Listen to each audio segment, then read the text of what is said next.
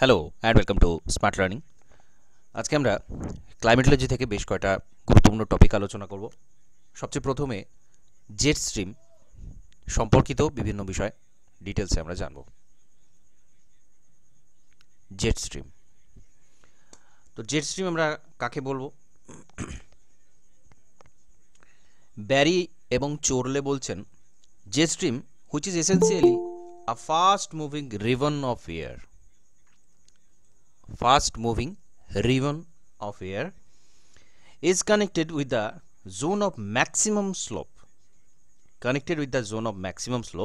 folding or fragmentation of tropopause, which in turn coincide with the latitude of maximum poleward temperature gradient and energy transfer. তো এখানে মূল বিষয়টা কি? Jet stream হচ্ছে একটা দ্রুতগামী এবং সংকীর্ণ বায়ু স্রোত। এখানে আমরা ছবিতে দেখতে পাচ্ছি জেট স্ট্রিমের প্রবাহ পথ, এবং এটা অবশ্যই সংকীর্ণ বলা যায়, কারণ এর যে বিস্তার সেই তুলনায় এর অংশটা কিন্তু সংকীর্ণই বায়ুস্রোত। ট্রোপোপজের ভাঁজে বা ভগ্নাংশে সর্বাধিক ঢালের সাথে যুক্ত। ঢাল বলতে গ্রেডিয়েন্ট, প্রেসার গ্রেডিয়েন্টের কথা বলা হচ্ছে।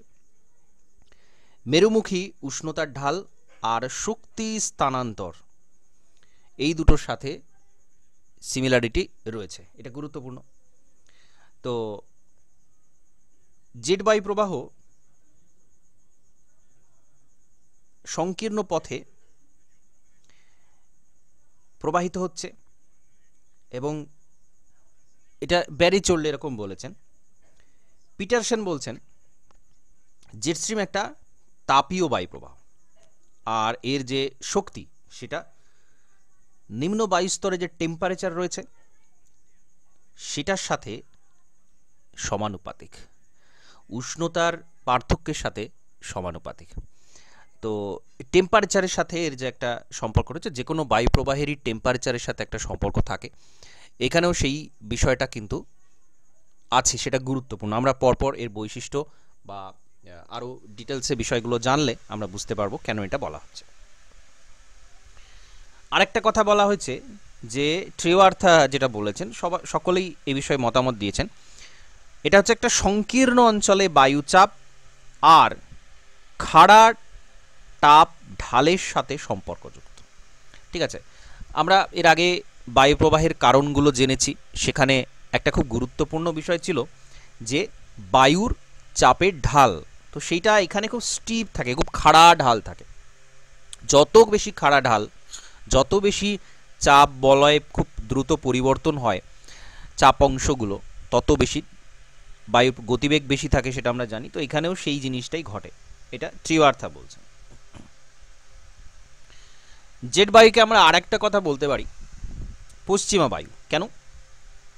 কারণ এর যে মূল প্রবাহপথ সেটা কিন্তু পশ্চিম দিক থেকেই হয়, ঊর্ধ্বাকাশে হয়, দীর্ঘ তরঙ্গ থাকে, এবং ভূপৃষ্ঠের বায়ুর সাথে কিন্তু এর একটা সম্পর্ক রয়েছে। That is most important point. ভূপৃষ্ঠের যে বায়ু প্রবাহ, এটা তো ঊর্ধ্বাকাশের বায়ু, জেট স্ট্রিম অনেক উপরে উঁচু দিয়ে প্রবাহিত হয়, এটা নিয়ে কোনো সন্দেহ নেই।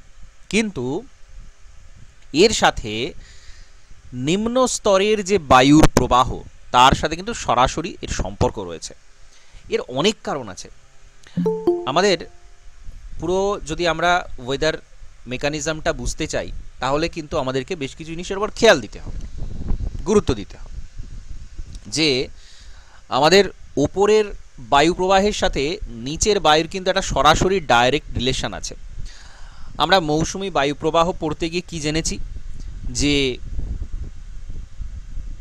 পশ্চিমা যে jet, westerly, subtropical westerly jet, সেইটা যখন প্রবাহিত হয় হিমালয়ের উপর দিয়ে 10-12 কিলোমিটার উপর দিয়ে উঁচু দিয়ে প্রবাহিত হচ্ছে, সেইটা থেকে কি হচ্ছে, এটা ঠান্ডা বায়ু, এবং সেটা বায়ু কি হচ্ছে, নিমজ্জিত হচ্ছে। এইখান থেকে বায়ু নিমজ্জিত হয়ে নিচে প্রবাহিত, যে কারণে উত্তর পূর্ব মৌসুমী বায়ুটা প্রবাহিত হয়। তো এটা একটা উদাহরণ ছিল, আমরা এটা জানি যে এই ঘটনা ঘটে। তাহলে উপরের বায়ু প্রবাহের সাথে নিচের বায়ু প্রবাহের কিন্তু একটা ডাইরেক্ট রিলেশন আছে, এটা এখান থেকেই স্পষ্ট। এবং শুধু এই জায়গাটাতে নয়, যেখান দিয়ে জেট বায়ু প্রবাহিত হয় তার সাথে নিচের বায়ু প্রবাহের ডাইরেক্ট রিলেশন আছে। আশপাশের আবহাওয়ার পরিস্থিতিটা কেমন থাকবে সেটা কিন্তু জেট বায়ুর অনেক প্রভাব রয়েছে তার উপরে।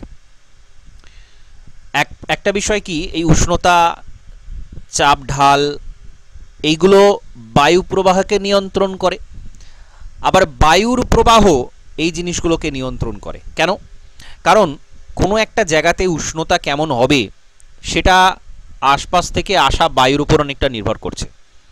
আবার সেইখানকার উষ্ণতা, সেখানকার যে আরও অন্যান্য বৈশিষ্ট্য, সেটাও ওই বায়ুকে প্রভাবিত করবে যে বায়ুটা আসছে। দেয়া নেওয়া চলবে দুটোর মধ্যে, টেম্পারেচার, আর্দ্রতা ইত্যাদি। তো এই ঘটনাটা একটার সাথে একটা রিলেটেড, ঠিক আছে। আর এটা বলতে গিয়ে আমি একটা বিষয় উল্লেখ করব, যখন হিট ওয়েভ প্রবাহিত হয়, বর্তমান সময় এটা খুব চর্চা বিষয় যে হিট ওয়েভ, সারা ভারতের বিভিন্ন জায়গাতে হিট ওয়েভ দেখা যাচ্ছে। তো এই হিট ওয়েভটা কেন হয়, কখন হয়?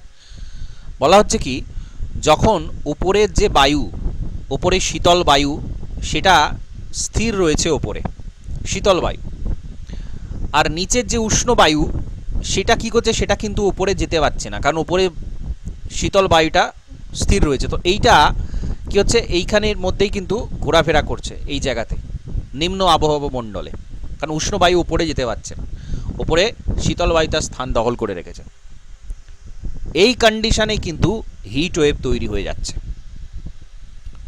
এটা একটা মেকানিজম। আমি এটা কেন বললাম, ঊর্ধ্বাকাশের বায়ু তার সাথে নিম্নের আবহমণ্ডলের জলবায়ু, আবহাওয়ার পরিস্থিতির কিন্তু সরাসরি একটা সম্পর্ক রয়েছে, এটা বোঝানোর জন্য। তো যাই হোক, আমরা জেট স্ট্রিম নিয়ে আলোচনা করছি। জেট স্ট্রিমের সাথে নিচের আবহাওয়ার অনেক সম্পর্ক রয়েছে, এটা নিয়ে কোনো সন্দেহ নেই।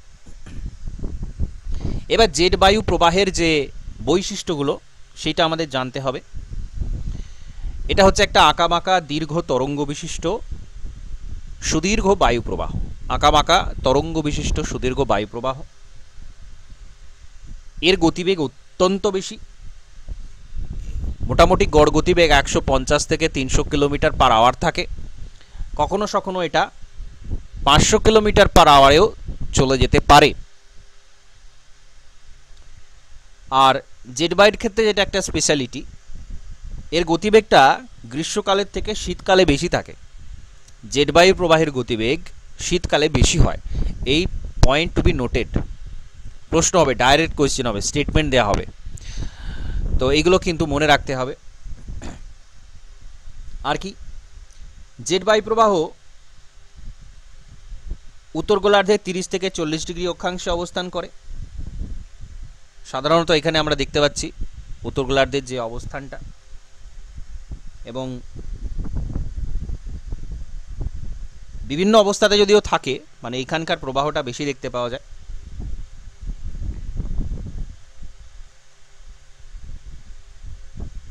আর জেট বায়ু যখন মেরু অঞ্চলের দিকে প্রবাহিত হবে, মেরু অঞ্চল দিয়ে, তখন সেখানে উষ্ণতা স্বাভাবিকভাবে কম থাকবে। আবার নিরক্ষীয় অঞ্চলের কাছ দিয়ে যখন প্রবাহিত হয় তখন উষ্ণতা বেশি থাকবে। তো এটা খুব স্বাভাবিক বিষয়, গুরুত্বপূর্ণ বিষয়। জেট বায়ুর এই যে অক্ষাংশীয় যে অবস্থান, সেটা কিন্তু সারা বছর সমান থাকে না। ঋতুভেদে এর অবস্থানগত পরিবর্তন কিন্তু দেখা যায়।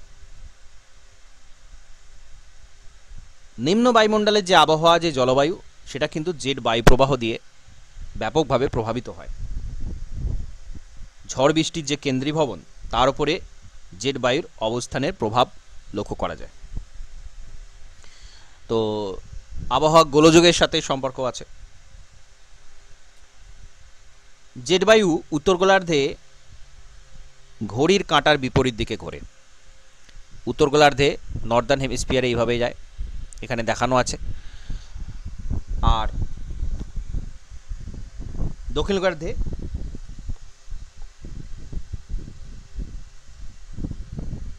এইভাবে প্রবাহিত হয়।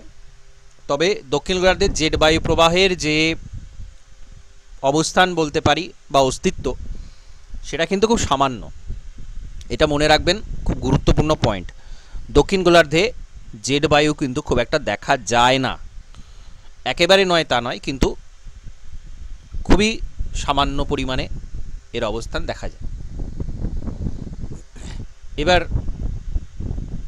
জেড বায়ুর যে ক্লাসিফিকেশন আছে সেটা আমরা কিভাবে বলতে পারি।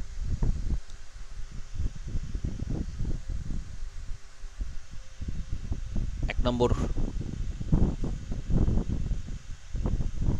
মেরুদেশীয় জেট, 2 নম্বর উপক্রান্তীয় জেট,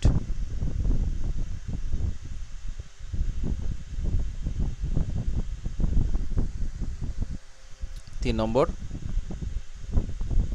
ক্রান্তীয় জেট। আর মেরুদেশীয়টা মেরু সীমান্ত,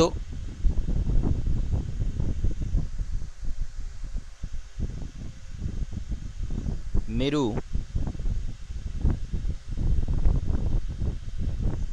আর্কটিক সীমান্ত, এই দুটো ডিভিশন আছে। ওকে,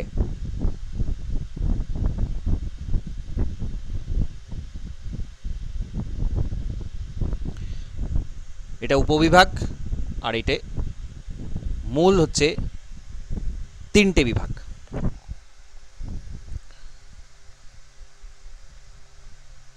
তো প্রথমে আমরা মেরুদেশীয় যে জেট স্ট্রিম সেটা নিয়ে আলোচনা করব। পোলার জেট স্ট্রিম, এখানে গ্রিন কালারে যেটা দেখানো আছে এই যে পোলার জেট স্ট্রিম। তো এটা যদিও দুটো ভাগ রয়েছে, একটা হচ্ছে মেরু সীমান্ত পোলার ফ্রন্ট, আর একটা আর্কটিক ফ্রন্ট জেট স্ট্রিম।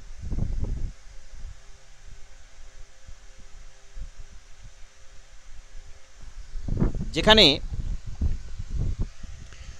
মেরুদেশীয় বায়ু আর উপক্রান্তীয় বায়ু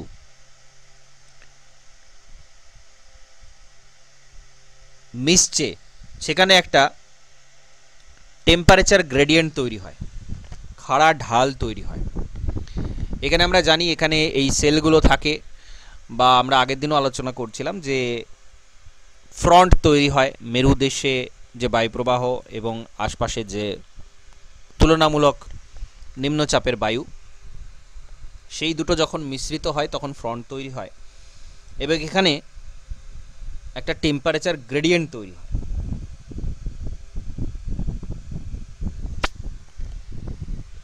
এই যে বিপরীতধর্মী বায়ুপ্রবাহটা মিশছে, তার ফলে জেড বায়ুর গতিটা সৃষ্টি হয়। এটা একটা গুরুত্বপূর্ণ বিষয়।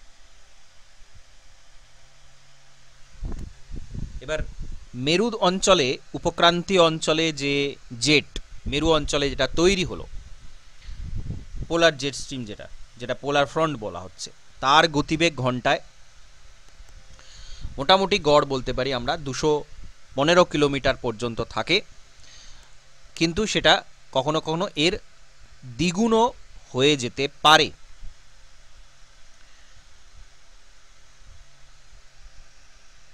এই যে পুরো অংশটা দেখানো আছে পৃথিবীকে, সারা পৃথিবীকে এটা কিন্তু সর্পিল আকারে প্রায় ঘিরে ফেলেছে। আর এই পোলার ফ্রন্ট জেট সেটা সবসময় পোলার উইন্ডের সাথে কানেক্টেড, কারণ পোলার উইন্ড দিয়ে এটা শুরু হচ্ছে। মেরু অঞ্চলে যে শীতল বায়ু, সেটার থেকেই কিন্তু এর উৎপত্তি হচ্ছে। এখন এটাকে প্রাইমারি জেট স্ট্রিম বলা হয়। প্রাইমারি জেট স্ট্রিম, মূল যে উৎপত্তি হচ্ছে সেটা কিন্তু এইখানেই হয়, এই কারণে এটাকে বলা হচ্ছে প্রাইমারি জেট স্ট্রিম। এটা মনে রাখবেন। পোলার ফ্রন্ট যে জেট,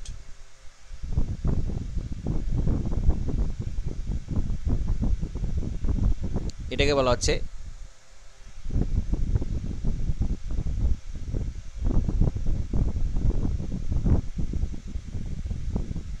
প্রাইমারি জেট স্ট্রিম।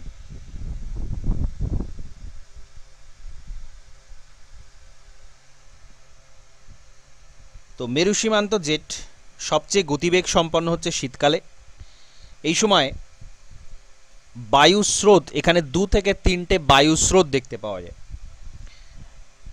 তো যেটা যথেষ্ট গতিবেগ সম্পন্ন হয়।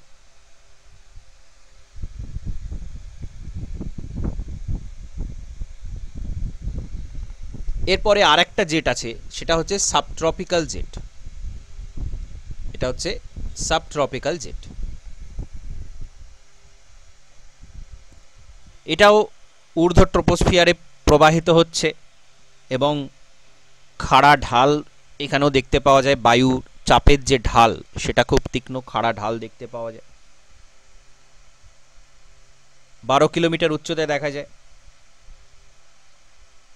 মেরু জেটের মতোই এটা ডাইরেক্ট অন্য যে ফ্রন্ট তৈরি হওয়া বা অন্য কিছুর সাথে এটা কিন্তু সরাসরি সম্পর্ক নেই।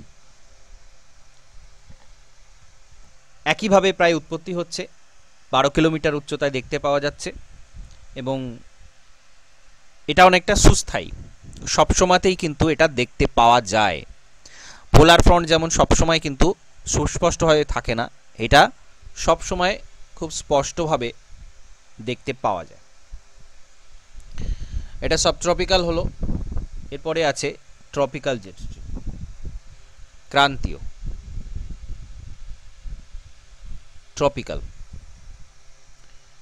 এখন এই ট্রপিক্যাল জেট স্ট্রিমটা কিন্তু ট্রপিক্যাল ইস্টার্লি জেট স্ট্রিমও বলা হয়, যেটা আমাদের মৌসুমি বায়ুর যে বর্ষাকালের সূচনা সেটার সাথে যে ডাইরেক্ট রিলেটেড, সেটা হচ্ছে ট্রপিক্যাল ইস্টার্লি জেট।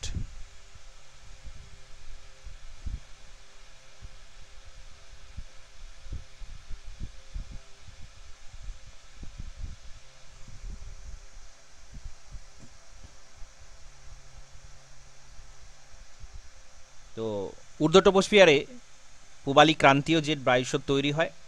ভারত এবং আফ্রিকার উপর দিয়ে এটা মূলত প্রবাহিত, মানে স্থলভাগগুলো যদি আমরা দেখি। তো এইটা ট্রপিক্যাল ইস্টার্লি জেট, ঠিক আছে। একদমই আমাদের যেটা আমরা মৌসুমি বর্ষাকালের যে জেট বায়ু, সেটা হচ্ছে ট্রপিক্যাল ইস্টার্লি জেট, ঠিক আছে। এর যে প্রবাহ পথ সেটা কিন্তু এইভাবে দেখা যায়, ঠিক আছে। এবার জেট বায়ুর একটা জীবন চক্র আছে বা ইন্ডেক্স সাইকেল আছে। জেট বায়ুর একটা ইন্ডেক্স সাইকেল আছে।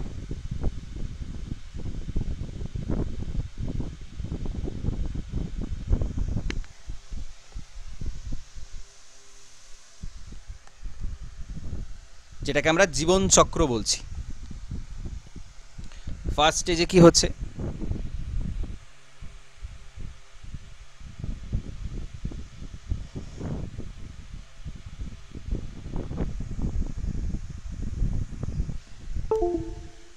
এখানে মেরুর আশপাশে বায়ুটা থাকে, ঠিক আছে। আমরা মূলত উত্তর গোলার্ধটাকেই ধরে চলছি, তো আমরা বলতে পারি এই জায়গাতে থাকে এবং পশ্চিম থেকে পূর্ব দিকে এটা প্রবাহিত হয় এদিকে। এর উত্তর দিকে শীতল মেরুবায়ু, দক্ষিণে উপক্রান্তীয় মৃদু উষ্ণ বায়ু প্রবাহিত হয়। তো স্বাভাবিক, দক্ষিণে উপক্রান্তীয় অঞ্চল, এটা সাবধান পোষণ, এখানে তুলনামূলক উষ্ণতা বেশি থাকবে, এখানে তুলনামূলক উষ্ণতা কম থাকবে, এটা স্বাভাবিক। বায়ুচাপ বলয়টা পূর্ব পশ্চিমে থাকে, উত্তর দক্ষিণে বায়ুচাপের ঢালটা কিন্তু স্বাভাবিক বেশি হয়। অর্থাৎ আমরা যদি উত্তর দক্ষিণে দেখি, নর্থ সাউথ, কারণ এখানে ঠান্ডা বেশি, এখানে গরম বেশি, তো এখানে কিন্তু ঢাল, বায়ুচাপের ঢাল অনেক বেশি স্টিপ থাকবে, অনেক খাড়া থাকবে। পাশাপাশি আমরা যদি বায়ুচাপ রেখাগুলোকে দেখি তাহলে সেটা অনেক বেশি ঘন ঘন থাকবে, এটাই। এবং নিম্ন উচ্চাকাঙ্ক্ষের মধ্যে বায়ুপুঞ্জের বিনিময় এই সময় কম থাকে, অর্থাৎ বায়ুপুঞ্জটা খুব বেশি কিন্তু এদিক ওদিক যায় না, ফিক্স থাকে, একই দিকে প্রবাহিত হয়। আর পশ্চিমা বায়ু প্রবাহ উত্তর দিকে কিছুটা সরে যায় এবং এই জায়গাতে ঘূর্ণিঝড়টা হয়, নাতিশীতোষ্ণ যে ঘূর্ণবাত, সেটা এখানে দেখতে পাওয়া যায়। কারণ আমরা জানি পোলার যে ফ্রন্ট, পোলার ফ্রন্ট কিন্তু এখানে তৈরি হয়।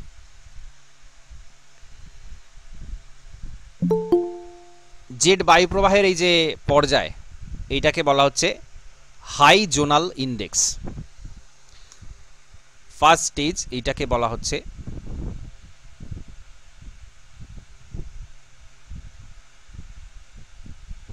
High zonal index. মাইকটা অফ রাখবেন।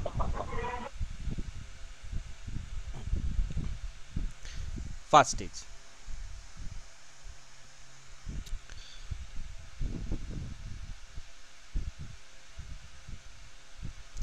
সেকেন্ড স্টেজে কি হচ্ছে,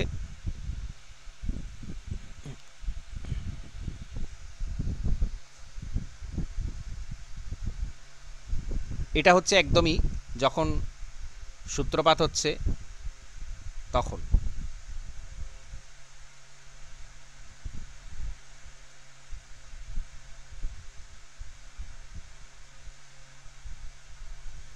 সেকেন্ড স্টেজ হচ্ছে একদমই পরবর্তী যে পর্যায়ে, যখন এর ব্যাপকতা, এর ব্যাপ্তি, এর বিস্তারটা অনেক বেশি বাড়ছে, নিরক্ষরেখার অভিমুখে যখন চলে আসছে এটা, ঠিক আছে। প্রাইমারি বলা হচ্ছিল এই কারণে পোলার ফ্রন্টটাকে, সেখানে শুরু হচ্ছে, তারপরে এটা কিন্তু সেকেন্ড স্টেজে আরও বেশি এটা চলে আসছে আর একটু নিচের দিকে। এরকমভাবে প্রবাহিত হচ্ছে জেট স্ট্রিমটা।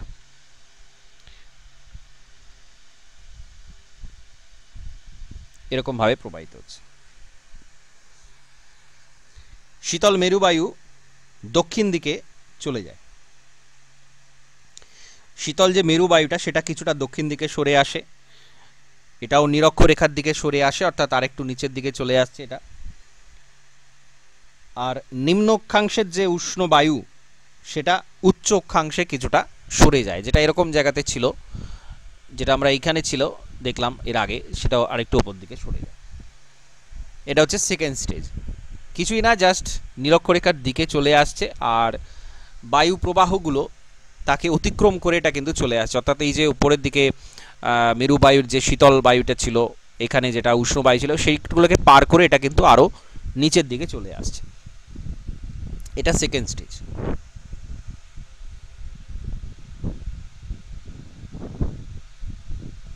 Third stage. থার্ড স্টেজে কি হচ্ছে,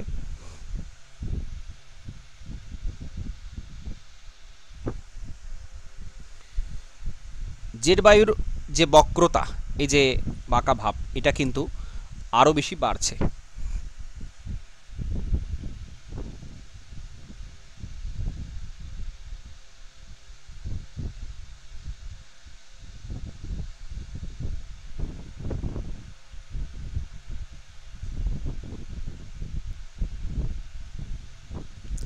আরো বেশি এটা বাড়ছে। ব্যাপকতা, এর যে ব্যাপকতা সেটা বাড়ছে, অর্থাৎ এর যে বেদটা ছিল সেটাও কিন্তু এটা বাড়ছে। ক্রান্তীয় উষ্ণ বায়ুটা উত্তরে সরে যায়, শীতল মেরু বায়ুটা আরও দক্ষিণে চলে আসে। তো এটা প্রায় আমরা বলতে পারি নিরক্ষরেখার কাছাকাছি অবস্থান থাকে, এবং ক্রান্তীয় বায়ু আর মেরু বায়ুর মধ্যে এটা কিন্তু বিনিময় ঘটে, একটা বায়ুপুঞ্জের সাথে একটা বায়ুপুঞ্জের বিনিময় ঘটে। ক্রান্তীয় বায়ু আর মেরু বায়ুর মধ্যে বিনিময় ঘটে এই জেট প্রবাহের কারণে। এটা থার্ড স্টেজ। ফোর্থ স্টেজে কি হচ্ছে,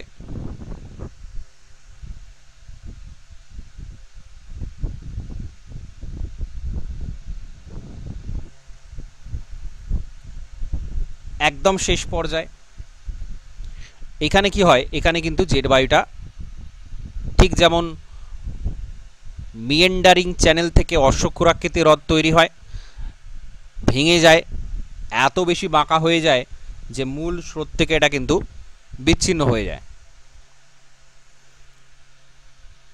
এই বাঁকা হওয়ার কারণে এইভাবে বিচ্ছিন্ন হয়ে যায়। এখানে বায়ুপ্রবাহ, এখানে একটা বায়ুপ্রবাহ, এখানে বায়ুপ্রবাহ, এই জিনিসটা ঠিক যেমন মিয়েন্ডারিং চ্যানেল থেকে অশ্বক্ষুরাকৃতি হ্রদ বিচ্ছিন্ন হয়ে যায়, এখানেও কিন্তু বায়ুপ্রবাহটা বিচ্ছিন্ন হয়ে যায়।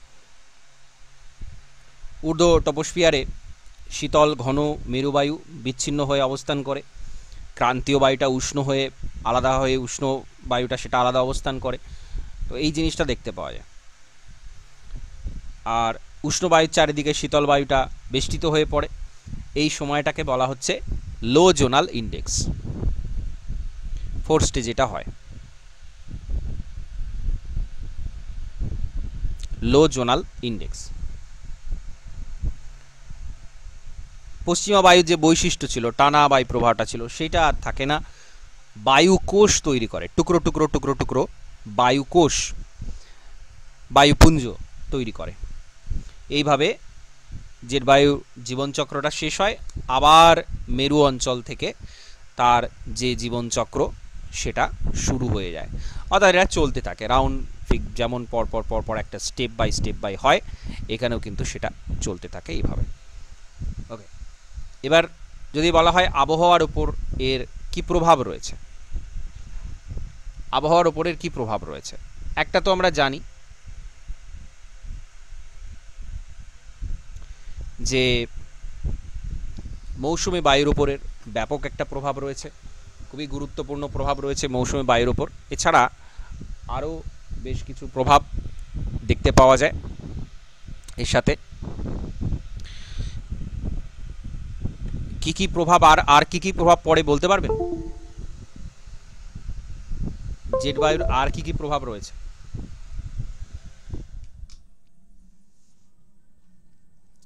এখনো গবেষণা চলছে, আমরা স্পষ্টভাবে বলতে পারি না যে শুধু এইগুলোই আছে আর কিছু নেই, এটা বলা যায় না, অনেক প্রভাব আছে।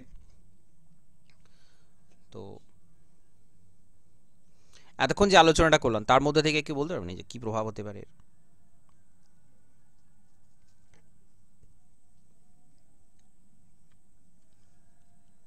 স্যার টেম্পারেচার প্রেসিপিটেশনের উপর তো একটা প্রভাব আছে। হ্যাঁ আছে। আর স্যার ভারতে যে এই মৌসুমী বৃষ্টিপাত হয়, মানে গ্রীষ্মকাল আর শীতকালের যে সূচনা হয় সেটার সঙ্গেও সম্পর্ক আছে, আর প্রতিঘূর্ণবাদ সঙ্গে সম্পর্ক আছে জেট বায়ু প্রবাহে। বেশ, ঠিক আছে।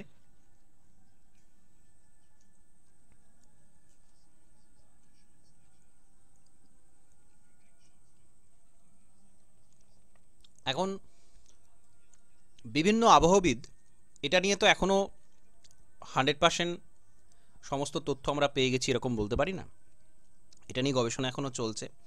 বিভিন্ন আবহবিদের বিভিন্ন মতামত আছে সম্ভাব্য ফলাফল জেট বায়ু প্রবাহে। এক নম্বর যেটা, যে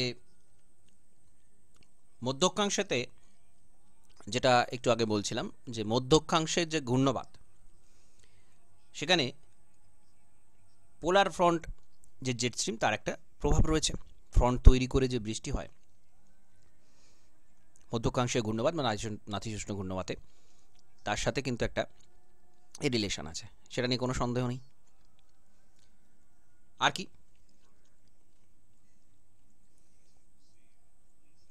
মধ্যকাংশে বাইরেও যে ঝড় বৃষ্টি হয় সেটার সাথেও এর প্রভাব আছে।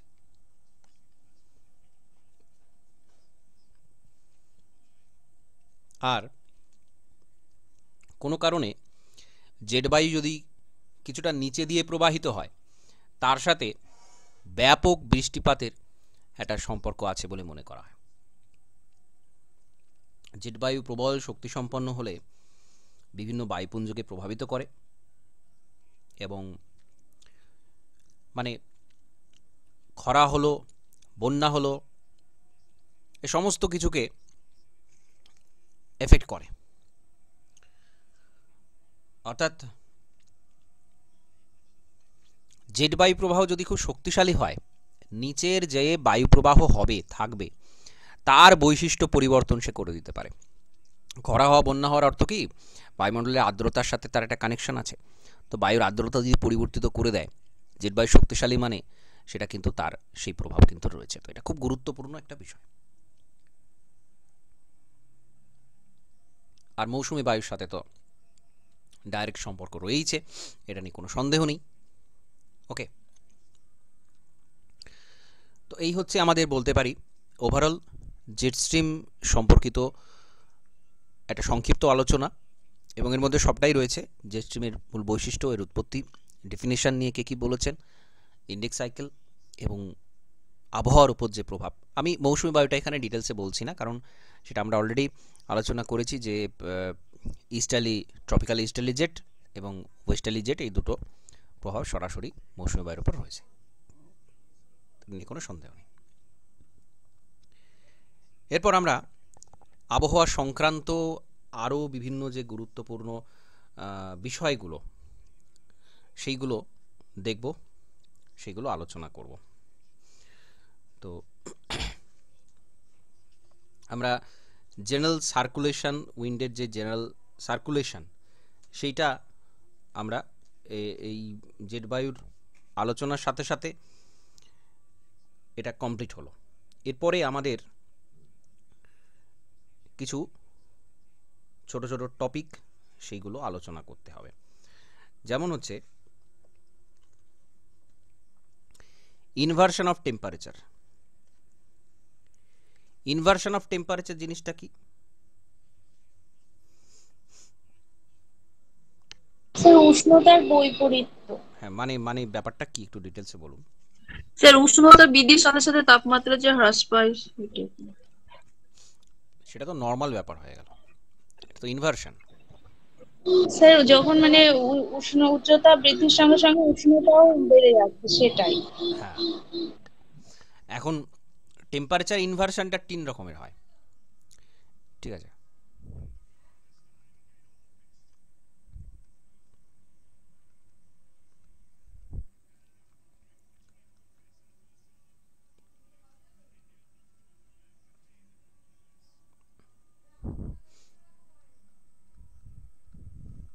স্ট্যাটিক, ডায়নামিক, আর হচ্ছে এয়ার ড্রেনেজ।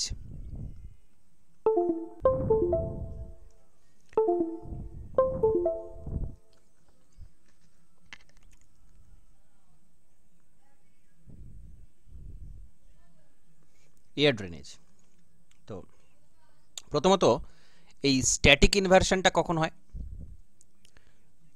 স্ট্যাটিক ইনভার্সন যেখানে তাপ বিকিরণ হয়, তাপ বিকিরিত হয়। আমরা জানি সন্ধ্যা হওয়ার সাথে সাথে ধীরে ধীরে সম্পূর্ণ তাপটা বিকিরিত হয় এবং সেই কারণেই যত রাত্রি বাড়ে তত বেশি কিন্তু টেম্পারেচারটা কমতে থাকে। আর রাত্রে ভূপৃষ্ঠ বায়ুমণ্ডলের থেকে খুব তাড়াতাড়ি ঠান্ডা হয়ে যায়, কারণ স্থলভাগটা বেশি দ্রুত বিকিরিত করতে পারে তাপমাত্রাটা। যে তাপটা বায়ুমণ্ডলে ছিল, মানে ভূপৃষ্ঠে যেটা ছিল, ভূপৃষ্ঠে যে তাপটা গৃহীত হয়েছিল সেটা খুব দ্রুত ছেড়ে দেয়। ভূপৃষ্ঠ অনেক বেশি তাড়াতাড়ি শীতল হয়ে যায় বায়ুমণ্ডলের তুলনায়। তো এরকম বিকিরণের ফলে খুব দ্রুত শীতলতা প্রাপ্ত ভূপৃষ্ঠ, তার সেই সংলগ্ন যে বায়ুস্তর, সেখানে ওপরে বায়ুস্তরের থেকে শীতলতা বেশি থাকে, তার ফলে সেটা শীতল বেশি হয়। তো সবচেয়ে নিচে যে বায়ুস্তর, সবচেয়ে শীতল যে বায়ুস্তর ভোরবেলা, সেটা কিন্তু একদম ভূপৃষ্ঠ সংলগ্নই থাকে। কি বললাম বোঝা গেল? কেন ইনভার্সন হচ্ছে? নিচে ঠান্ডা উপরে গরম কেন হচ্ছে?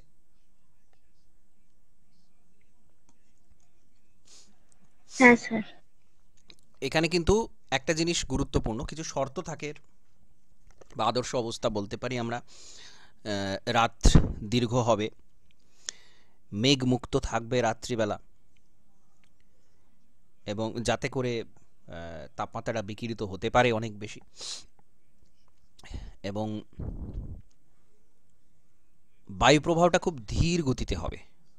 বায়ু সম্পূর্ণ স্ট্যাটিক খুব কমই থাকে, প্রবাহ হলে সেটা খুব ধীর গতিতে হবে। তো এইসব অবস্থাতে স্ট্যাটিক ইনভার্সন অফ টেম্পারেচার এটা দেখতে পাওয়া যায়।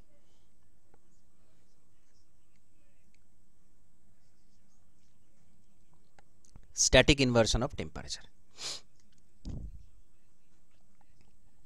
এটা হলো। এরপর ডায়নামিক টেম্পারেচার ইনভার্সন। এটা ছিল কি, নিচের বায়ুস্তরে অনেক বেশি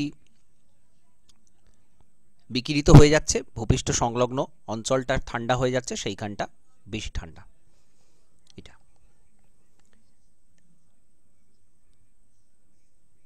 ডায়নামিকের ক্ষেত্রে এটা হয় কি, ভূপৃষ্ঠ সংলগ্ন যে বায়ুস্তর সেখানে অনুভূমিক বায়ু প্রবাহের মাধ্যমে এটা হতে পারে। এখানে হয় কি, উষ্ণ বায়ু সেটা হালকা শীতল বায়ুপুঞ্জের উপরে উঠে পড়ে। তাহলে হবে কি, উষ্ণতার বৈপরীত্য দেখতে পাওয়া যাবে, নিচে ঠান্ডা ওপরে গরম। কেন হচ্ছে এটা?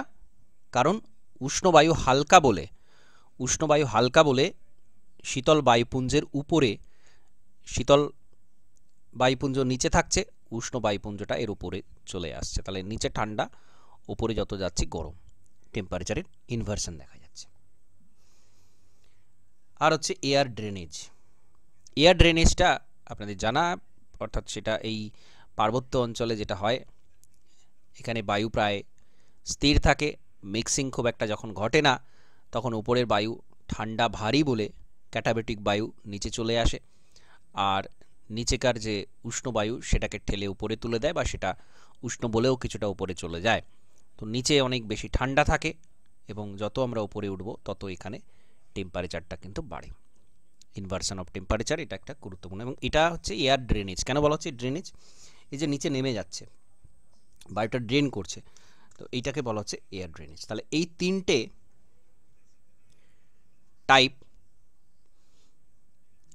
টাইপ এখানে খুবই গুরুত্বপূর্ণ, মোস্ট ইম্পর্টেন্ট।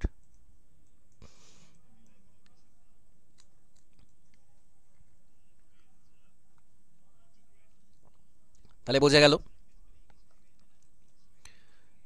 তিনটে টাইপ অফ ইনভার্সন, টেম্পারেচারের ইনভার্সন। তো এটা গুরুত্বপূর্ণ। এবার আমরা দেখব adiabatic process.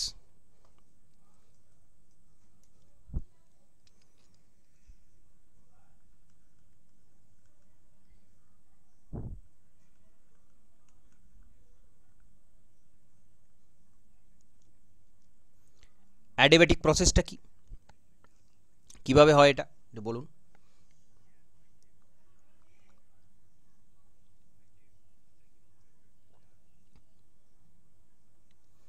Hello, adiabatic process sir adiabatic প্রসেসে তো মানে তাপের কোনো স্থানান্তর হয় না। মানে কি এটা?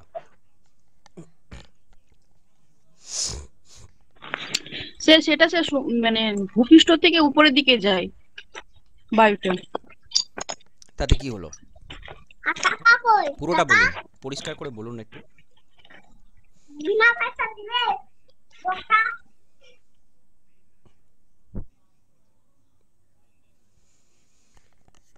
এখানে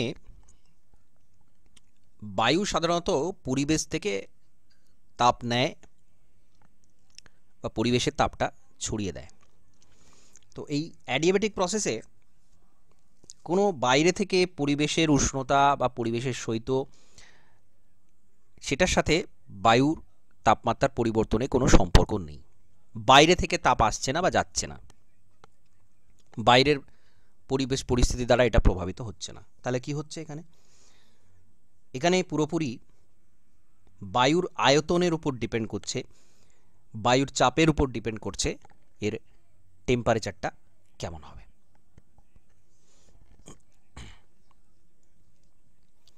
কি ঘটছে এখানে? বায়ু যখন শীতল হয়, এটা ধীরে ধীরে বায়ুটা যখন ওপরে ওঠে, প্রসারণ হয়, একটা বায়ু প্রসারিত হচ্ছে এইভাবে, তার উপর চাপটা কম পড়ছে, ওপরে প্রেসার কম, বায়ু প্রসারিত হচ্ছে, এবং বায়ু প্রসারিত হওয়া মানে কি, এখানে কিন্তু এটা শীতল হচ্ছে। প্রসারণ প্রক্রিয়াতে তার মধ্যেকার উষ্ণতাটা খরচ হয়ে যায়, প্রসারণ প্রক্রিয়াতে তার মধ্যেকার উষ্ণতাটা খরচ হয়ে যায়, বায়ুটা ধীরে ধীরে শীতল হয়ে পড়ে। এটাকে কি বলা হচ্ছে? এটাকে বলা হচ্ছে অ্যাডিয়াবেটিক কুলিং।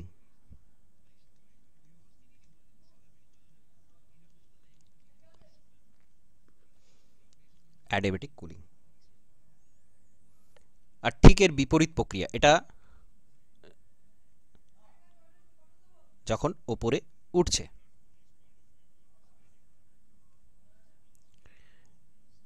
যখন নিচে নামছে ঠিক এর বিপরীত ঘটনা ঘটছে, তখন এটাকে বলা হচ্ছে অ্যাডিয়াবেটিক ওয়ার্মিং।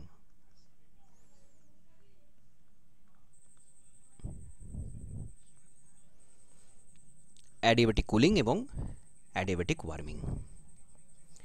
এবার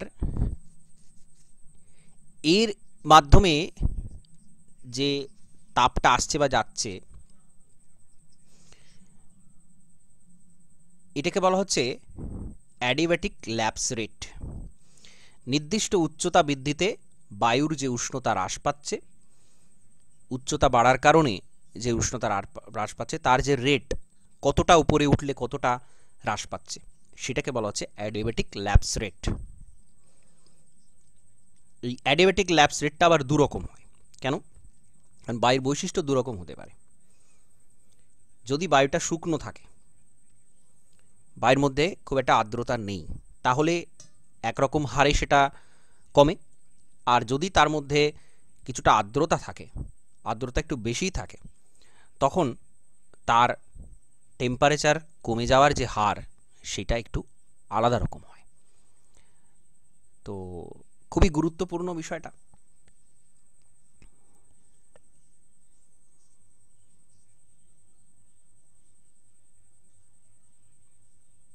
যেটা dry adiabatic lapse rate, dry মানে শুকনো বায়ুতে যেটা হয়, ড্রাই অ্যাডিয়াবেটিক ল্যাপস রেট,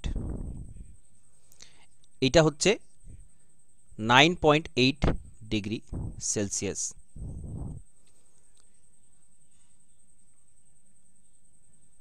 প্রতি কিলোমিটারে এই হারে হ্রাস পায়।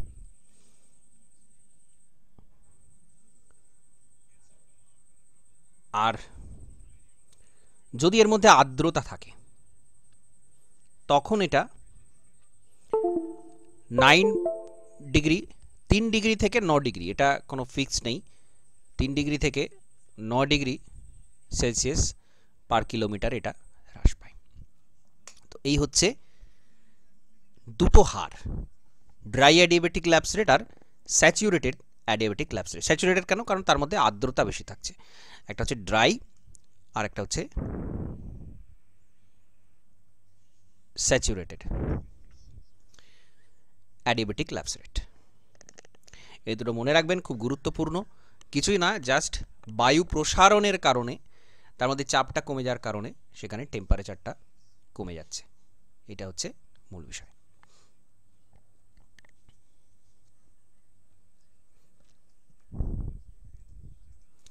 ওকে, তাহলে এই যে কনসেপ্টগুলো, এগুলো কিন্তু খুব গুরুত্বপূর্ণ কনসেপ্ট, এগুলো ক্লিয়ার রাখবেন। পুরো ক্লাইমেটোলজিটাই কিন্তু একেবারে কনসেপ্টের উপর ডিপেন্ড করছে, ইনফরমেশনের থেকে এখানে কনসেপ্টগুলো অনেক বেশি গুরুত্বপূর্ণ। ওকে, তো বিভিন্ন বিষয়গুলো আমি আরও আলোচনা করব, বিভিন্ন আরও টপিক আছে ক্লাইমেটোলজির, ছোটোখাটো বিভিন্ন টপিক আছে যেগুলো আমাদেরকে কভার করতে হবে, অনেক ছোটো ছোটো টপিক আছে, সেগুলো আমরা কভার করব। ওকে, আজকে যতটুকু করানো হলো তার মধ্যে কিছু প্রশ্ন থাকলে জিজ্ঞাসা করতে পারেন।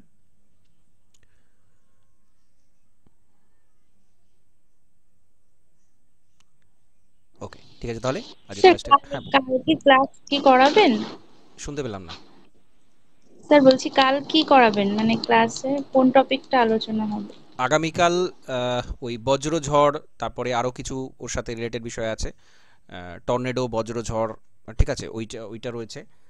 আর তারপরে আরও কিছু এরকম কনসেপচুয়াল যেগুলো বিষয় রয়েছে, সেগুলো আলোচনা করব। আর যেমন আপনাদের ওই জিওমরফোলজি টেকটনিকে একদম টপিক ধরে ধরে যেগুলো মানে একদম সরাসরি যে কোয়েশ্চেনগুলো হয়, ঠিক আছে, হাইড্রোস্ট্যাটিক ইকুইলিব্রিয়াম, আইসোনোমালস, এরকম ছোট ছোট ছোট ছোট অনেক জিনিস আছে যেগুলো পার্টিকুলার একটা অধ্যায়ের মধ্যে পড়ছে এরকম বলা যায় না, ঠিক আছে, অনেক ছোট ছোট টপিক আছে, সেইগুলো আলোচনাটা শুরু করব, ঠিক আছে। এটাও খুব গুরুত্বপূর্ণ যেহেতু পুরোটাই কনসেপচুয়াল, ম্যাক্সিমাম জায়গাটাই কনসেপচুয়াল।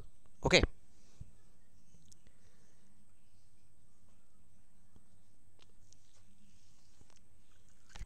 ঠিক আছে, আর কিছু বলবেন?